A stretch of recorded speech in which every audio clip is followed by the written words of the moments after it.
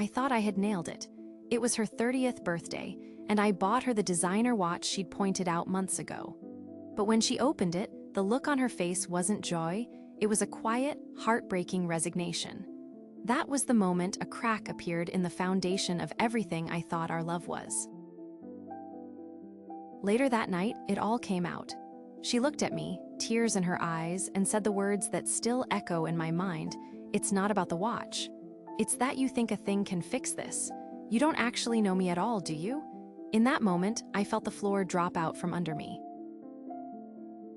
The crazy thing is, I thought I was doing everything right. I had a mental checklist for being a good partner. Buy the flowers, remember the anniversaries, plan the vacations. I was so focused on doing the things of love that I completely missed the point of it. Our home became quiet in a way that felt heavy and suffocating. We were two people sharing a space, but we weren't sharing a life. I felt profoundly alone, even when she was sitting right next to me on the couch. The person I loved most in the world felt like a stranger. I hit a low point where I finally had to admit it to myself.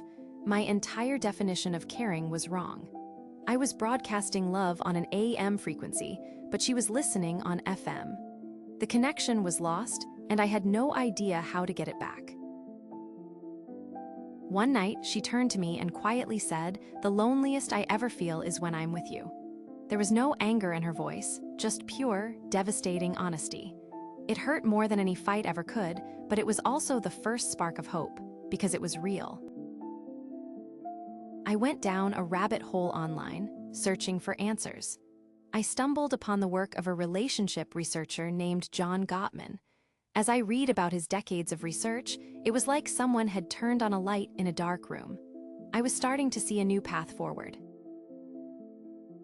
Gottman's core idea that changed everything for me was the concept of bids for connection. He explained that partners are constantly making small, often verbal, attempts to connect. Things as simple as, "Wow, look at that bird," aren't about the bird, they're a bid for you to share a moment with them. The other half of the puzzle was emotional attunement. It meant I had to stop trying to fix her problems and instead learn to listen for the emotion behind her words. My job wasn't to offer solutions, it was to offer understanding and say, "I hear you, that sounds really hard." The first test came a few days later. She got home from a terrible day at work, and my brain immediately started searching for solutions. But this time, I forced myself to just sit, make eye contact, and say, "That sounds awful." It felt awkward, but for the first time, she didn't shut down. She kept talking. It was like my eyes were opened. I started noticing her bids everywhere. A little sigh while she was doing the dishes wasn't just a sigh, it was a bid. A passing comment about an article wasn't just a comment, it was a bid. Our day was filled with these tiny, missed opportunities for connection. I remember she was paying bills and let out a frustrated sigh. My old self would have put my headphones on to block it out. My new self walked over, put a hand on her shoulder, and just asked, "Feeling stressed about money?" That one small question unlocked a 20-minute conversation about our financial fears, something we hadn't done in years. We created a new ritual. Every night before bed, we'd put our phones away and ask each other, "How are you really?" Some nights the answer was simple, "I'm tired." But other nights, it created a space for the fears, dreams, and frustrations that had been living in silence. It wasn't a perfect, linear journey. My old habits died hard. There were days I would jump in with unsolicited advice, and I could immediately feel her pull away.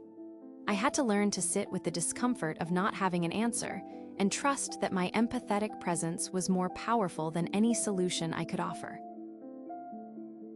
The real breakthrough came when she shared something deeply vulnerable about her past that I never knew. My gut reaction was to tell her why she shouldn't feel that way. Instead, I just held her hand and said, "Thank you for trusting me with that." In that moment, I felt a shift, a new level of trust being forged between us. Today, our home feels completely different.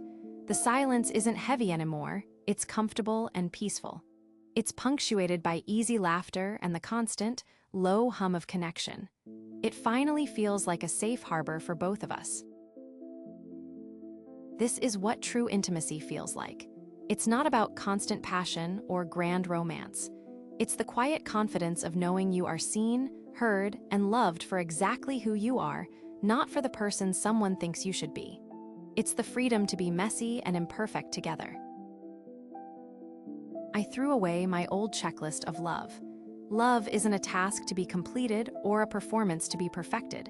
It's a continuous, evolving conversation. It's a practice of paying attention, day in and day out. I finally learned what it truly means to care. It's not about buying the gift you think they want. It's about listening closely enough to know what they truly need, which is almost always your focused, loving attention. It's about being present. If you feel a distance in your own relationships, know that it can be bridged. It's not about grand, sweeping changes. It's about learning to see and answer those small, quiet bids for connection that happen every single day. That is where real, lasting love is built.